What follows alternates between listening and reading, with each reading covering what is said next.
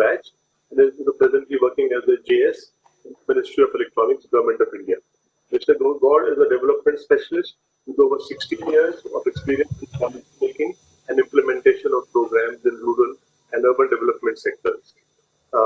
Very warm welcome to you, sir. Uh, I also, warmly welcome Dr. Neeraj Mittal, IAS, Managing Director and CEO of the Tamil Nadu Guidance, Industrial Guidance Bureau. A very, very critical role, sir, right now when the ease of doing business is the key to success and the key to investments in all states and in the country.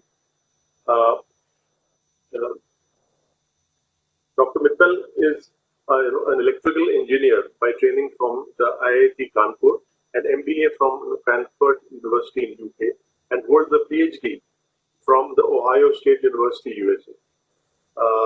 So a very warm welcome to you and thank you for being with us and for all the support that we've been getting from the Guidance Bureau.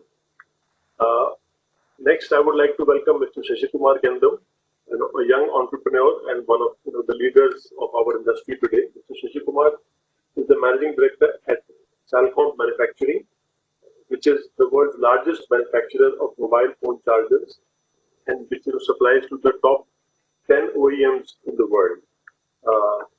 Shashi, as we fondly call him, has been playing a very key role in the development of the mobile value chain in the country. Shashi, a very, very warm welcome to you. Last but not the least, I would like to welcome Mr. Sudarshan Pitti, another key player in the telecom sector and the electronic sector of the country. Mr. Pitti has over 25 years of experience in high-tech electronics and automotive manufacturing operations. Currently, he is the head of the Chennai operations of NSN, and they make some of the best telecom equipment in the world. So, with those few words, sir, I would like to hand over to Shri Saurabh Godbole to kindly take the session forward. Over to you, sir. Thank you. Thank you so much, Rajuji. Dr. Neeraj Mittal, Jasbir Singh Ji, Shashikumar Gendam, and Mr. Sudarshan Pitti, esteemed guests and dignitaries on the panel. A very warm welcome and good afternoon to all of you. It gives me immense pleasure to address the delegates at this 11th Source India Electronic Supply Chain Summit. The most cliched phrase probably in today's times is that every crisis brings a new opportunity, and there's always a silver lining to the disasters, to any disaster that we face. But here in electronic sector in the country, I believe we have actually seen a great deal of opportunity in this and tried to make the most of it with cooperation from the industry and a definite leadership role being provided by the state governments, which are at the forefront of facilitating the industry. So while we have seen during these times industries getting realigned to shorter development times, shorter prototype cycles also, and there are frequent adjustment to customer demands. For example, the entire IT and digital ecospace has erupted, and the demand for online learning, online health, and similar other online products has amplified a great deal. The value chain has to respond to that very quickly. And this has led to challenges in labor, in sourcing, distribution, and delivery logistics. So companies have had to rethink their ways to keep their global supply chains competitive and at the same time maintaining the safety, quality, and delivery, as well as being concerned about cash and costs that are guiding their decisions. And in these times, we've also seen new standard operating protocols emerging where there's a premium on health and safety of the people. So there are certain short-term decisions that companies have had to take and long-term decisions also to ensure business continuity. And it is also a time where government has to stand steadfastly behind the industry as they respond to these challenging times. From electronics ministry, I'm thankful to the industry that in very quick period of time they came out with their SOPs, and especially and since we are in Tamil Nadu and it is my duty to definitely put across our gratitude in terms of the alarcity and eagerness with which they went around opening the industry, facilitating industry to come back to production, developing those SOPs and providing facilities in terms of health checkups as well as say transportation and other logistic support. And this has had an impact on the industry everywhere. And today we are seeing India emerging as a very attractive destination for electronic companies.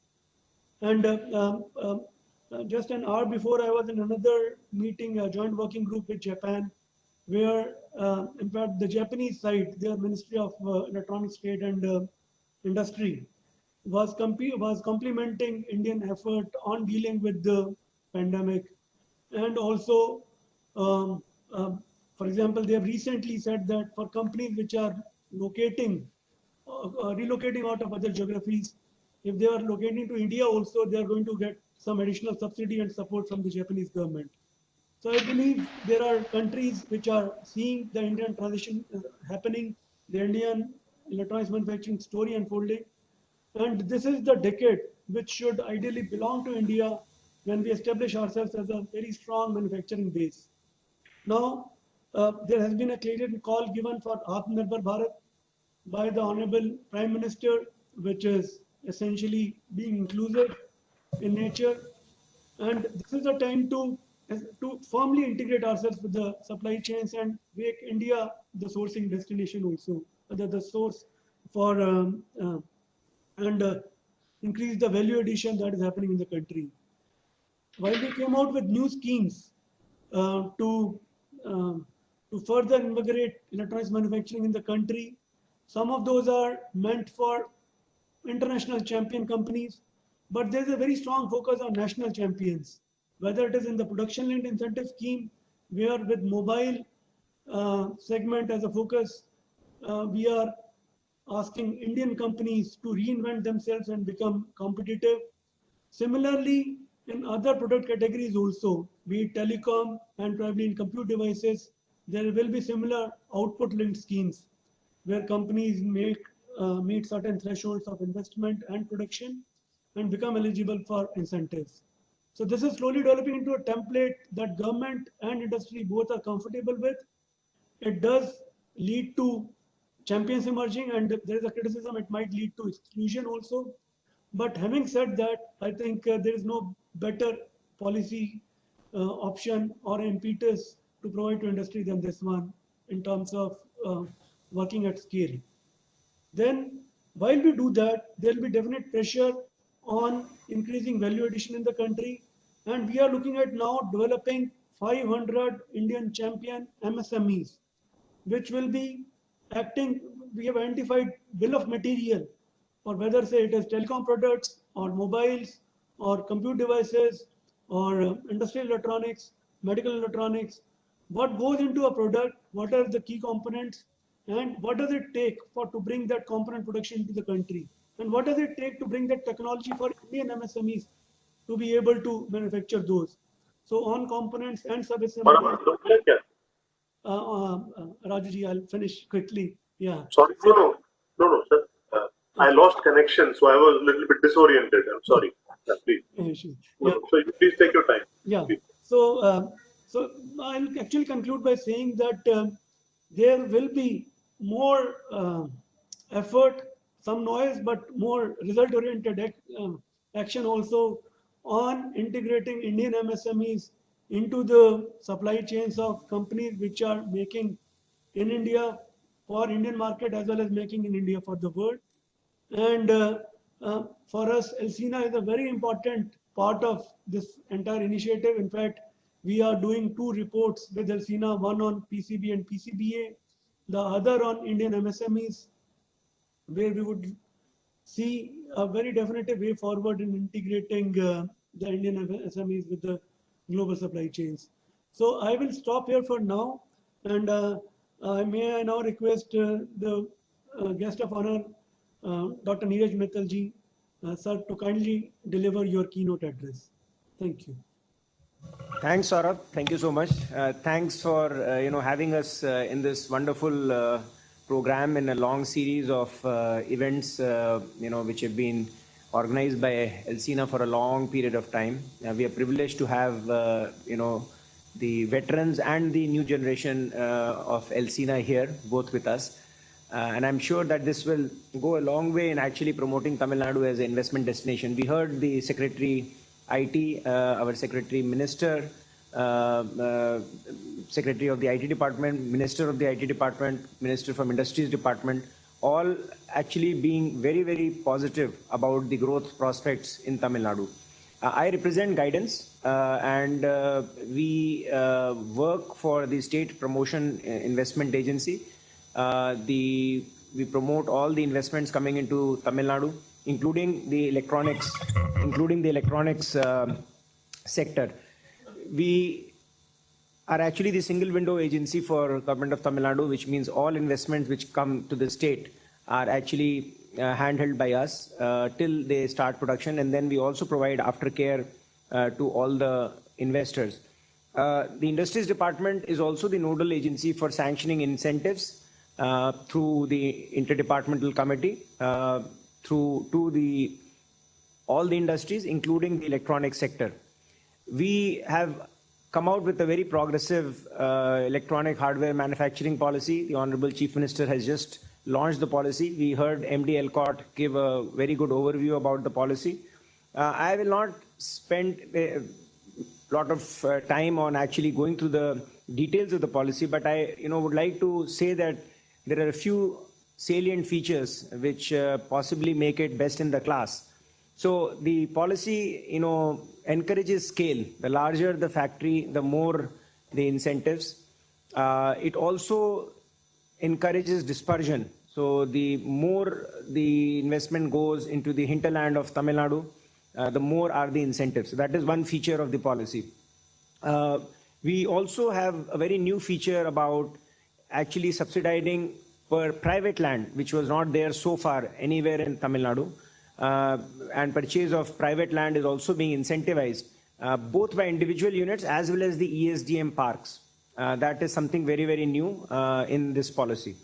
Another salient feature is the offering of training subsidy for men and women, which helps in lessening the cost of setting up units in the initial when the cash flows are weak. Along with that, the first time provision has been there on interest subsidy for firms in this sector.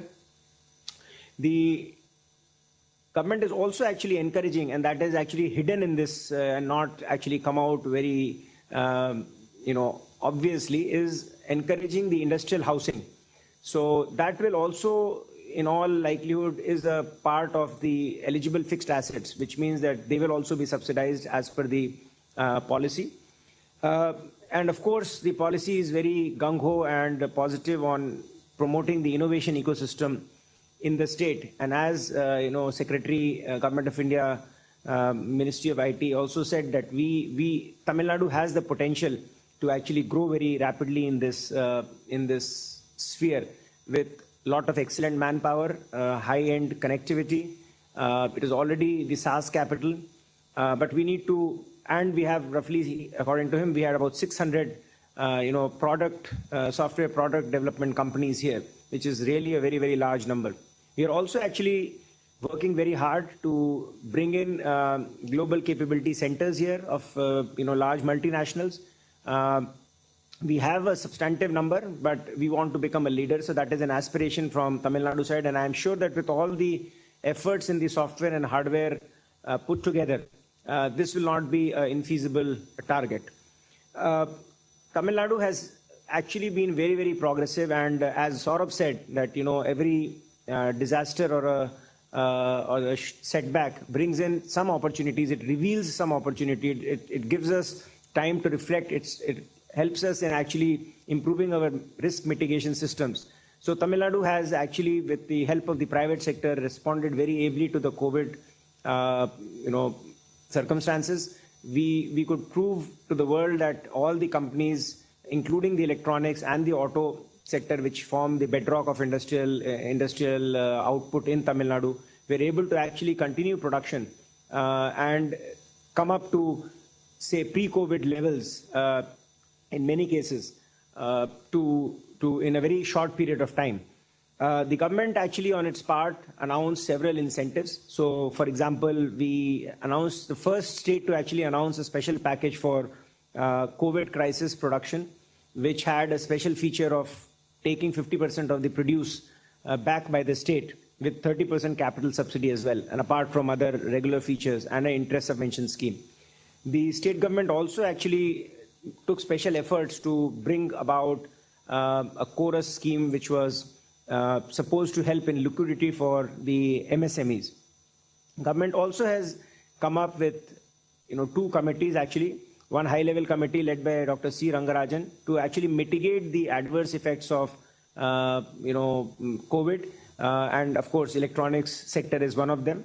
And there is a special investment task force which would be relevant to electronic sector, which would sanction packages for relocation purposes as world aligns and realigns its supply chains to remove the dependence on single suppliers. So with all these initiatives, I find that Tamil Nadu is really very well poised. We at Guidance assure all our investors, our standard of care for all our investors is open 24, which means we are open 24/7, literally. We promise to respond to any of your queries within 24 hours. And we look for investors to hold us accountable to the standard. At Guidance, we have actually taken several efforts to improve the ease of doing business. Currently, we have a single window portal which all electronic investors will use, including ESDM park developers and EMC developers, which has about 36 services.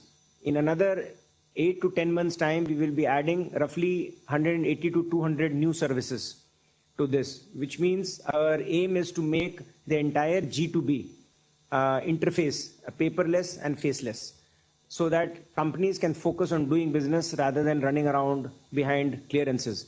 The state is also working actively on making renewals of licenses automated on a trust basis, issue first, verify later, based on self-certifications. We have already done in DISH, in the Department of Labor, 3 clearances under 3 acts have been automated, which means you just pay the fee and the certificate can be downloaded. If they need a verification at a later point of time, they always are welcome to go and verify. But otherwise, the business, 90% of the business is becoming automated. And these, we hope that, as MD Elcott also said, that, the rank of Tamil Nadu as number 14 seems, misplaced, as many other states feel, with the investment that is pouring in here.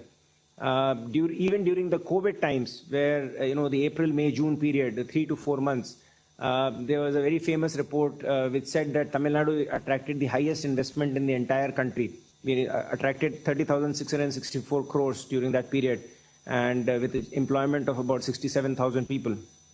So with that, I am not sure, whether 14 is a good place, that kind of validates where we are.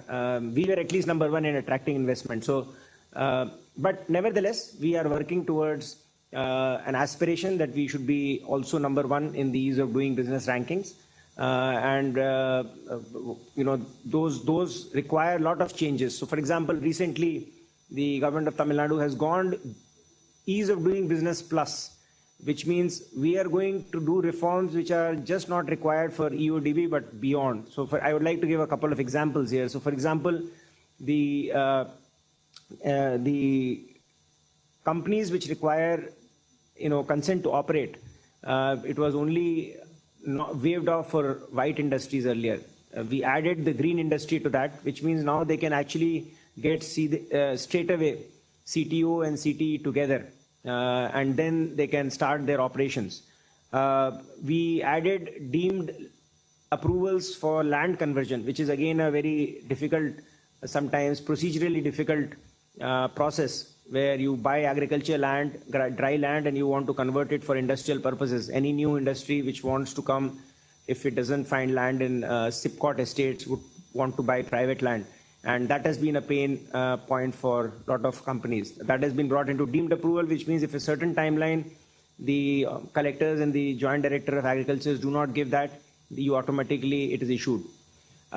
We also have come up with a very nice portal, which is again first of its kind in India, where all the industries across Tamil Nadu, including MSMEs, can register their either grievances or help requests from any government department. Now, the point to note is it is any government department. Not all government departments are automated, but we are providing an interface which is electronic in nature, which is fully trackable, and we promise to kind of close the complaint within 30 working days. Recently, we have got a slew of applications. We have seen a reduction of about 80% reduction in time, which they compared to what they were waiting to their resolution. And that has given a good amount of confidence to our investors. We hope to continue all these innovations in collaboration with our partners, our industry partners. We look forward to any feedback. We are in the process of actually, doing a new industrial policy, which will also be coming out shortly. We request if people have, one of the other things which is important in this policy, which is the last sentence of the policy, is that the electronics policy, is that they can choose this policy or any other policy which suits the interest of the investors. So once the current industrial policy or the new one or the new hardware manufacturing policy, people can choose their whatever they like, whichever policy, and they can actually avail benefits from that policy. So that flexibility also has been given to the users. So therefore, if there are any suggestions for the industrial policy from the participants, we would be happy to take them on board. With these few words, I again thank all my participants, the organizers, Mr. Raju, and colleagues on the panel, and thank Elsina and all the partner organizations, MD Elcott here, and my other colleagues, that this function seminar will actually provide a very good platform for a slew of investments that will come into India, and we hope that many of them will come to Tamil Nadu. Thank you so much. Thank you very much, sir. Mr. God is actually, for a few minutes, he's in the Japan session. He'll be back in about 10 minutes. So I think he's playing a little bit of ping pong. But I think, it's good that we are doing so much activity, sir. The more we do, the more we will achieve. So with those few words, I will now request, Shashi to please take this forward and please share your experiences and what your company and you are doing in this area of having a strong supply chain in India. Thank you, sir. Thank you very much to Dr. Mittal, sir. Thank you. Thank you, Rajuji. Good afternoon to all dignitaries and participants who are watching this program live today. And thank you again, Elsina, especially Mr. Raju Goyal and Mr. Vijay Kumar IAS, MD Elcott, for this wonderful opportunity to share my views on the topic, the way forward to globally competitive supply chain in India.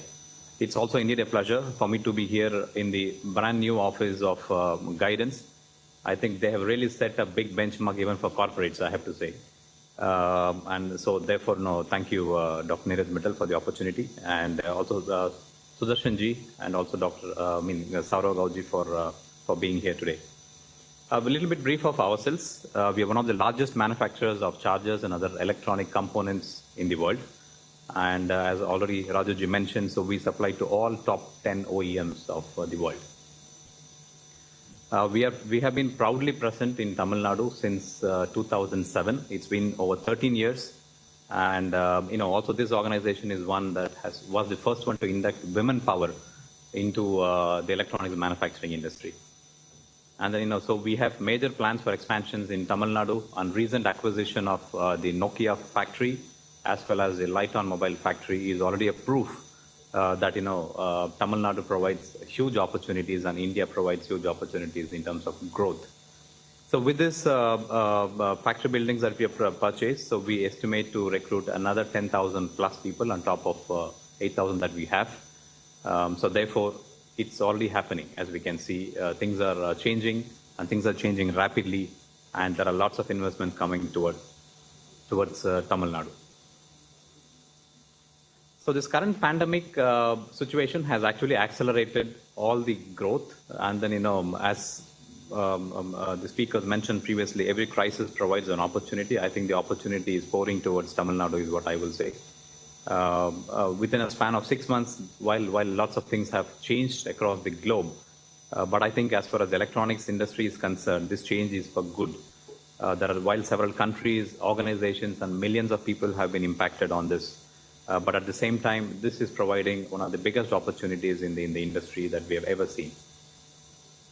After food, water, and shelter, I think the basic need next has become data, and data meaning mobile phones and televisions. So during this pandemic period, the best companion to all of us have been mobile phones and televisions, so which is again electronics, and that's only growing. And with the work from home, and then also online classes for students, the need for electronics is only set to increase even more and more. But while having said this, what are the opportunities ahead of us? I mean, the opportunities, especially in electronics, due to this disrupted geopolitical situation, the global companies are looking at diversifying their supply base, not to put all eggs in one basket. I think it's really time for everyone to look at diversifying the supply base. And India provides one of the biggest and the best opportunities for that. While many companies, especially on countries like Japan, who are encouraging their organization, their companies of their countries to start setting up factories outside of China. So there is a lot more happening, and there is a seriously, expectations of these companies to de-risk their supply chain. As a matter of fact, we all know 97% of mobile phones are today made in India. So therefore providing a very solid foundation for exports. So the goods that we produce are not only for domestic consumption, but the major focus on the thrust by Government of India has been towards exports.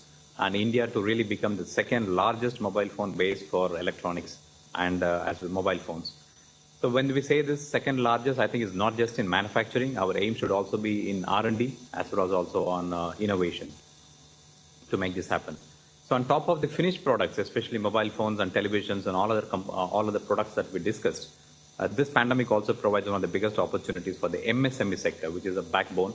And it's very heartening to note in the speech Mrs. Saurabh Gaur mentioned, that selecting 500 odd MSMEs to be the champions of India. I think that's really the need for the hour. Because how did China, how did Japan, how did other countries, really grow and become large organizations?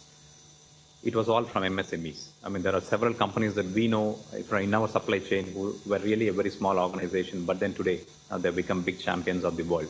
And that all started by being MSME companies. So therefore, it's very welcome and good to note also the Government of India is placing lots of thrust, especially on the MSME sector. While several large companies are looking at a strategy on China plus one, but at the same time, we cannot rest back on this because there is also competition severely looking at these opportunities, especially Vietnam, Indonesia, and Thailand. So these are countries that are looking at the biggest opportunities. And the big advantage also for them is the proximity to China. So being right next to China, makes things easier for them. But of course, we have to overcome those. And India as a country and Tamil Nadu as a state, I think the biggest advantage we all have is our demographics and the population also, the domestic consumption as the big boost, which none of these three countries have on their own. So India currently provides the most competitive landscape, be it on the ease of doing business overall, and then the landmark policy interventions such as PLI, SPECS, and EMC 2.0 that have been launched recently, and availability of workforce, as well as the huge domestic market that we just discussed. In addition to all of this, the most recently launched policy of electronics hardware manufacturing policy of Tamil Nadu 2020, which is really a landmark policy. And I think if I have to state in one word, the policy is absolutely complete. I think it takes into account all segments, be it MSME, startups, and large corporations, or mega investments, and at the same time from innovation until component manufacturing and the finished products. I think it's come out really well, and we only wish that this policy will attract a lot more investments into this state. I will fail in my duty if I do not say that what's the uniqueness of Tamil Nadu as a state. And I'm very proud to say that Salcom has actually made Tamil Nadu as its permanent home for electronics manufacturing.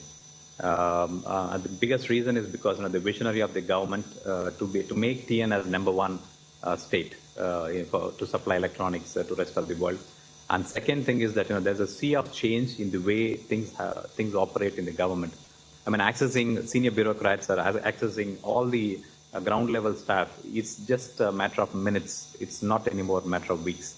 So that has been the biggest change. And, the absolute focus on not just what's being said, but what can we do.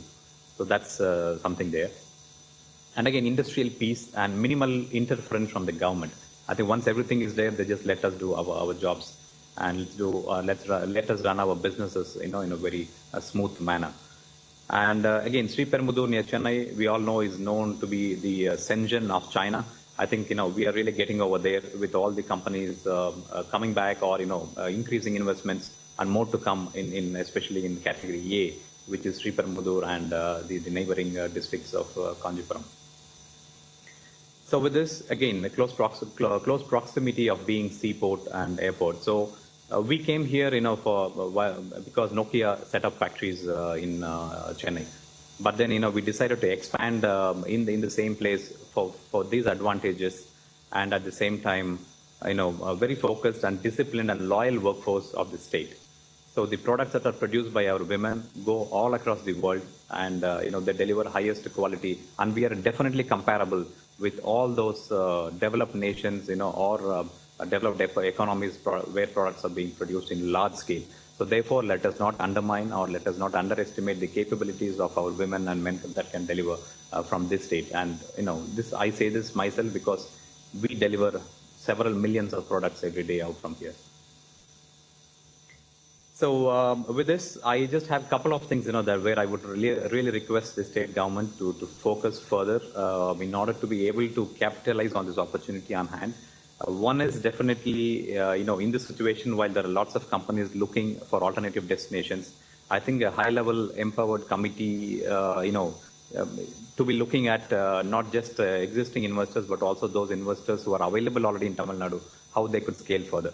So provide them opportunities. And second thing is the EMC 2.0 clusters, which are really important, because when new investors are coming to India and to Tamil Nadu, what they expect is that they want to start immediately. They have no time to buy large lands and start construction. But if at all there is a place where they can start first quickly, so therefore this plug and pay facilities is something that we would really appreciate taking care of that. And last but not the least, which is the skill developments. So having people develop at least to a certain extent where they can go diver. Of course, industry has their own specific requirements, but at least for electronics, I would say 60-70% are very common.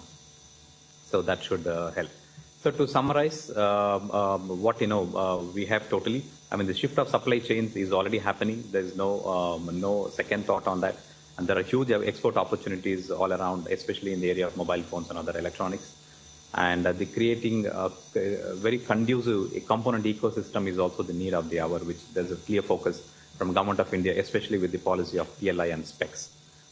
And as we speak, automation, robotics, IoT, and Industry 4.0 are really gaining traction. I mean, this pandemic has changed the whole world of manufacturing of electronics as well. At home, being at home, I could really monitor every corner of my factory and see all the metrics of the manufacturing. So this change is really for good. So therefore, great times are ahead of us, and we sincerely hope that Tamil Nadu will capitalize on this opportunity swiftly. So I only invite all the investors, welcome to India, but please come and make in Tamil Nadu. Thank you very much.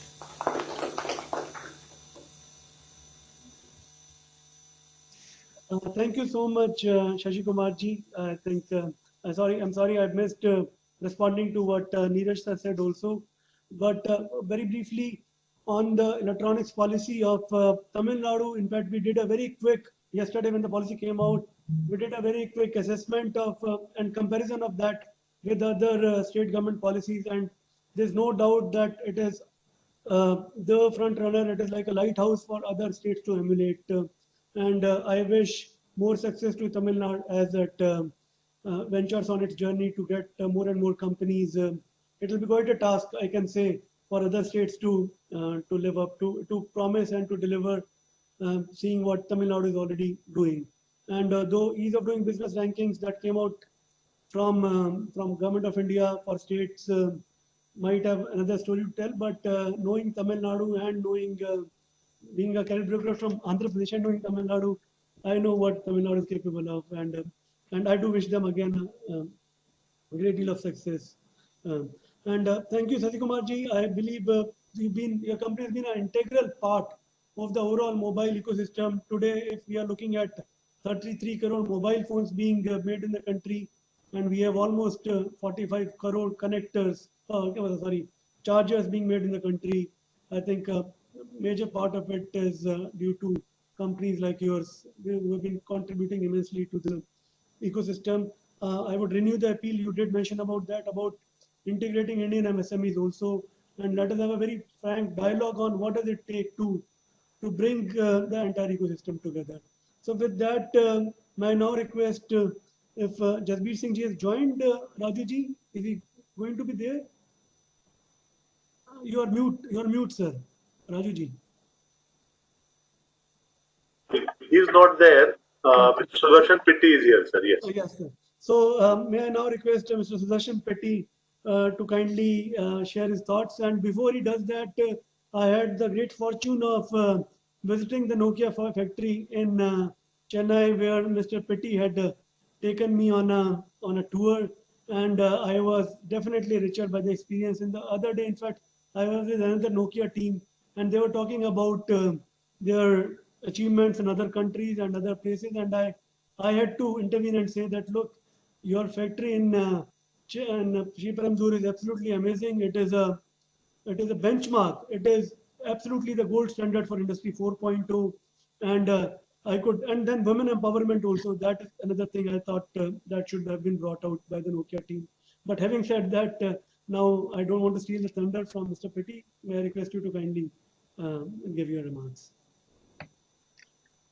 Thank you very much, sir, for this encouraging words. Definitely, it's great to be in Chennai, and that too in Tamil Nadu, and we do for India.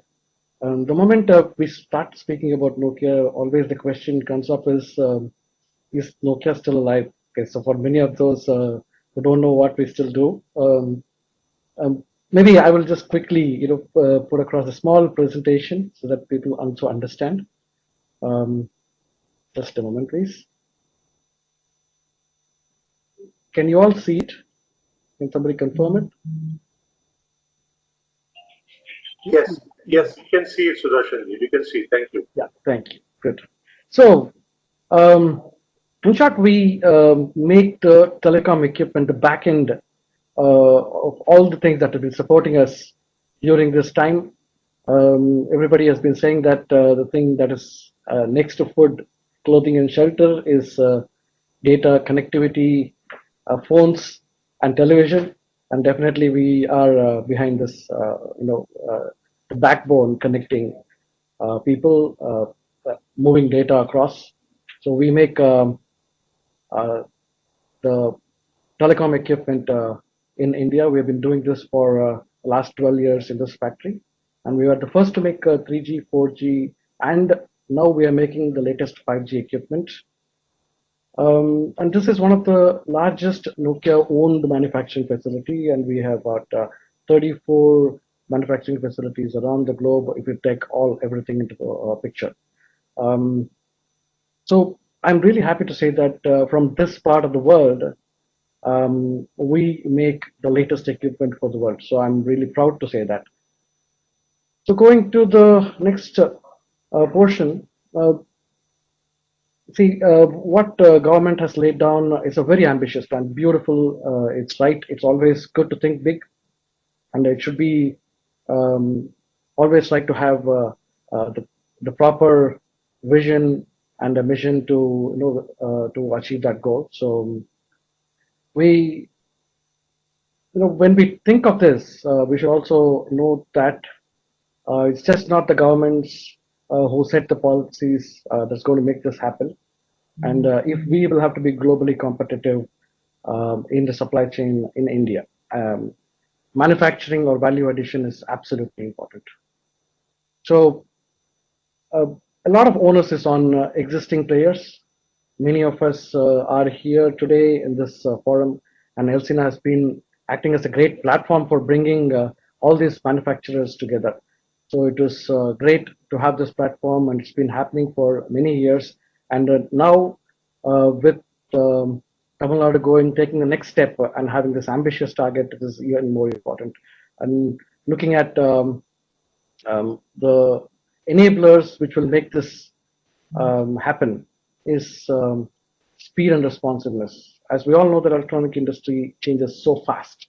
Okay, so we will talk a little bit about speed and response and capability development, and I'm going to share how we did it. Maybe if it is of any use to you, it would help. And even otherwise, I would also be open for any new suggestions. I'd be happy to listen to other speakers also, so that I learn as we proceed through the Elsina forum also. And the next key enabler is about digitalization, adoption of new technologies, and remote deliveries. This is absolutely important. Now, we're all used to it, that travel is no more required and things have to happen so fast. So digitalization and adoption of new technology is not an option, it is mandatory. And then working with the people around us, we have great people, we have a great ecosystem, and definitely skill is not in dearth in at least Tamil Nadu. We have the best engineering colleges. We have a lot of trained headcount. Um, so in this part of the world, so that should not be a problem. And then the local supply base and the geographic reach. These are the key enablers to make this happen, to move forward. So I'll just quickly give my perspective from my experience, how we did it. So when we started off at 12 years back, it wasn't that easy. So we started off with getting to the best of quality levels. So we'll have to be clear differentiators when we talk about quality as aspect of it. So for electronics, SMT is a major part, and I'm happy to say that almost all our products, all our lines are at less than 1 ppm quality levels, less than. And we have been improving the capabilities of our manufacturing setup consistently, because it's not about one time, it's about improving and enabling us to the next generation of products. That's absolutely important, and we have been doing that. And today we have a scale of about placing 13 billion components, and we have improved flexibility to a different level. It's not that electronics industry is like a process industry which runs continuously, but even changes can happen so fast that we do about 30 changeovers a day. So this is something which we had to develop over a period of time. So in the interest of time, I'm not going to spend too much on this. Not only this, as I told you, the next enabler is about digitalization, adopting new technologies and remote deliveries. So we have made a factory mission and a vision. And we wanted to create this as a conscious supply chain. Conscious means it is self-learning and ability to predict and prevent. And we have implemented a concept called DART, D-A-R-T plus C. Okay, so which is digitalization, analytics, robotics, transparency, and connectivity. I would say with the use of connectivity. So connectivity is becoming easier and better. And as we move towards towards this new generation, the next generation of connectivity, which is a 5G, is going to be even more better, and the data constraints are not going to be there.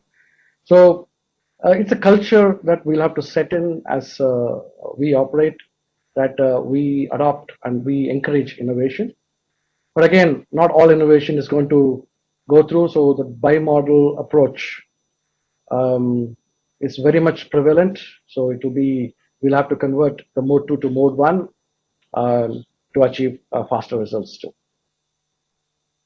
And we have also been trying to convert from conventional manufacturing with by adapting hardware robotics, software robotics, AGVs, and then IoT devices in some of our machines, creating a digital twin, and thereby once when the entire thing is digitized, we were able to start predicting what's going to happen, so that the post-mortem activity is reduced. So we wanted to bring it almost real time, and we're close there. So and then in order to help in the training, because some of these equipments that we make are extremely complex, and this is going to be the complexity is going to exist in every single product of electronics, and it's going to change so fast that we need virtual reality training, and then augmented reality in terms of defect prevention. And all this is connected internally through a private LTE network, which we're operating through communication service providers. So, which is, I would say, we're creating a role model of how the factory should be, or the factory of the future should be. So, we are heading in the direction. And of course, people. So, it's always good to have, more people participate. So we also have space for students to come in, try out their projects. We are trying to encourage the innovation of the students, and we're also trying to develop a talent pool. Um, and we try to create an entrepreneurial thinking among the young generations. It's not only that, we're also working with any new applications that we come across, and which may seem to have a little value in the future, and we are also supporting them irrespective of whether they are new or whether they are old. Okay? So we have been doing that meticulously over the years. And looking at the supply base, we heard 11 lakh crores, right? So if you just interpolate or extrapolate that with the opportunities that we have, and if we divide it into categories, we're talking about electronics. By weight, it's about 15 to 20%. By cost, it's about 65 to 73%. This is it's a general trend in most of the electronics manufacturing. May differ a little bit on the different type of products, but however, it would be pretty much, I would say, appropriate for most of the electronic products. So PWB, by weight, it's about 8 to 10%. By cost, it's about 7 to 12%. Mechanics and electromechanics is about 65 to 70% by weight, and by cost, it's about 20 to 25%. And just looking at 11 lakh crores.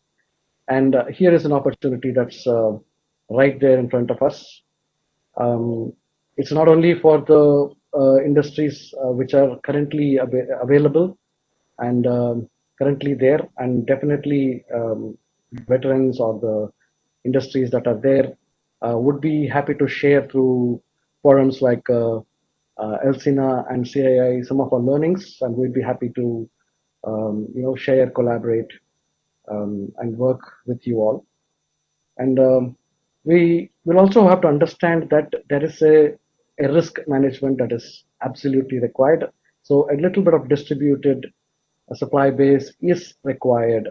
So it's not an option. It's putting all the eggs in one basket is also dangerous. So when we have an opportunity, it's for the world. So we have a huge opportunity when we think as world as our entire customer. And looking at the freight costs also looks to be a great option. And we all know that freight costs have gone through the roof in the last few months, and I hope that it will soon come down. And with this, I would let it back to the panel. Maybe I would be happy to answer some of the questions that comes through.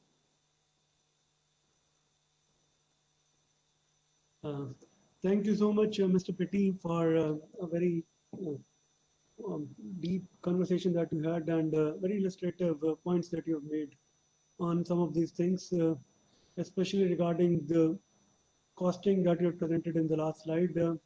So I understand that although I'm not directly know things, but there is a great deal of effort in terms of indigenizing both technologies as well as products for telecommunication networks. And since you are on the forefront of supplying 5G equipment to telecom networks across the world, and we in India are yet to actually formulate our thoughts clearly on how are we going to go about adopting 5G. And it is not just the telecommunication aspect of it that we're talking about. It is also about the other vulnerabilities probably that are getting associated with it in terms of this being not just a telecom network, but essentially a network of networks that will connect all our smart cities and traffic management systems, and even the possibility of denial of service that can come through by some foreign state actors if there are vulnerabilities associated with it. So I believe that is a discussion happening at another level. But the point that what level of indigenization can be achieved, not just in telecom, but in every product segment, is something that that probably is more relevant for our discussion today. And we are looking at taking that discussion forward industry by industry wise, industry segment wise, and asking what does it take to make in India for, and what does it take for your component suppliers to come to India, or what does it take for you to start sourcing from India. And we are happy to have that dialogue. We have made a sincere attempt through the specs policy, where we have almost every kind of electronic component and certain specific sub-assemblies covered under that. Uh, to our mind, they would serve the purpose of all electronic segments. We have actually, in fact, for telecom, we have waveguides, magnetrons, RF antennas, and stuff like that, which are finding application on the network side as well as on the device side. Uh, Similarly, there was request for routers, switches, and edge equipment also to be covered, but we have refrained from covering those under the present scheme because we have focused on the components. But I believe there is, like I said earlier, from the Department of Telecom also there is an effort to bring some kind of a production and incentive scheme for telecom equipment also per se. So having said that, I would love to hear from probably both of you, Mr. Gendam and Mr. Pitti. What are your thoughts on number one? How should we go about making this 500 MSMEs? And 500 is just a number, a reality. To begin with, how do we start integrating? Very frankly, if you can tell us. Number two, on the skill part, which Mr. Pitti you talked about, we do keep on hearing that to bring, for example, a fab or a semiconductor packaging unit into the country, there is a skill deficit also that exists. And uh, apart from the discussion on geometries and technologies, the skill part also comes up. While we keep on with the Electronic Skill Sector Council, keep on doing programs which have been qualified by the National Skill Qualification Framework, but still, what will it take to set up a center where government will support you to set up a center for skilling or reskilling of your own people or getting a skilled workforce into the industry? That is number two. And in those two things, if you can kindly shed some time, some light, we have another 5 minutes, then we can take and hear from you. Thank you. Mr. Pitti, probably you can probably start. Okay, good. See, localization is a great opportunity. Everybody wants it, government wants it, and we want it. Every industry wants it because there's an unnecessary logistic cost, and the flexibility reduces when the supply chain becomes lengthy. Okay, when the distance increases, the transportation times adds up, and because of the changes, the frequent changes that happens, what happens is the inventory carrying cost increases. Okay. So net to net, everybody wants it. We have been aggressively working on options. So we have had multiple supplier meets in the recent past. So we have been successful in mechanics, and we are slowly moving towards electromechanics. But however, on electronics and PWB, I would really request the government. The government policy has clearly laid down that we are going to work on fab and we're going to work on electronic components, which would help us in making this, at least if you look at Tamil Nadu and to supply to the industries around, I would say it makes a meaningful sense when you look at it as a consolidated requirement. Maybe it would be good if government can pitch this in um, as a consolidated effort through various industries, I would say together, and this will definitely help us in improving the localization content. But at this point in time, it's not easy. It is not happening as we think. We want it, but it's not happening. We'll be happy to get some support. Thank you. On the skill part of it also, would you like to? From a skill perspective, we don't see a deficit. As you said, it's question of focused training. When you look at the complexity of the products that we make, I hope you were here in the factory. It's pretty complex. Each board that we manufacture is about 15 to 16,000 components, and it's such a huge board. It's about 20 times, 30 times of mobile, most complicated mobile that you're talking about. So when we are able to do all these, so which means it's about focused learning, focused training. Um, we will have to take students out and then ensure that the learning is imparted, the required learning is imparted, and people are ready to learn. That should not be a problem. The only question is where do we put it to use? So, whom are the right, I would say, strategic partners whom we are working with as a state and as a country, for whom we are trying to bring them or motivate them so that we show them as an investment that we are trying to do. So we have to get it focused in the direction so that we are investing with a clear focus rather than to just say that we are training. Thank you so much, Mr. Petty. Mr. Gendam, if you would like to add on to this.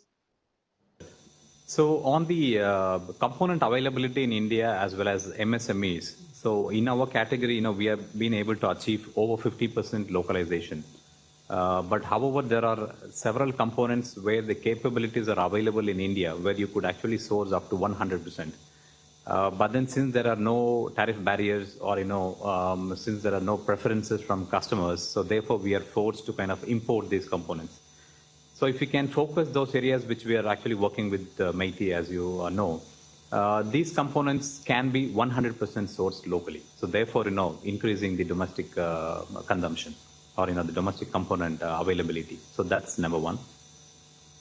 And second thing is also on the PLI today, we have large investments and also large threshold limits focusing mainly on mobile phones. But if you can also get PLI to be more focused towards components, specific active passive components, but at the same time with lower threshold limits, probably that would also help to kind of get more investments into India. So that's the second part. And as far as the skill development is concerned, right now, when we need about 10,000 people today, not every of them are industry ready. But then there has to be a collaboration between industry and the academia in order to be able to have the students to be somewhat ready, not 100% ready, but at least somewhat ready. They understand the ecosystem of the industry before they come. So probably bringing this into the curriculum into the final years, not just that, but then our focus should be more towards, vocational training. We don't need lots of graduates, but then we need those people who have vocational skills. So therefore, governments of Tamil Nadu or government of India as well focusing more from that point of view, because industries would need people with vocational skills going forward. Thank you, both of you gentlemen. And before I hand it over to Dr. Neeraj Mittal for his final remarks, sir, there is something that I would like you to put your thinking hat on and guide us um, um, to benefit from your presence, and that is on the industrial housing, which you did briefly touch upon. If we can look at Tamil Nadu to come up with a policy where we would, like I said earlier, we'll continue the discussion of tying up with the Pradhan Mantri Awas Yojana urban also, number one. And number two, sir, there is going to be a very concerted effort again, and leading from where Shashi Kumar ji left, on getting components and probably having in some form or another, another production link kind of drive for components. So we would request that specifically when you come up for EMC2 and other states have started coming up with that, now that you have big product ecosystem, if you can facilitate a component ecosystem also with the discussion. And I believe you have an addressable market within Tamil Nadu itself to have a sufficiently big component park established in your state. So over to you, sir. Thank you, Saurabh. So lots of interesting thoughts, ideas. I think fresh thinking on issues which face this industry.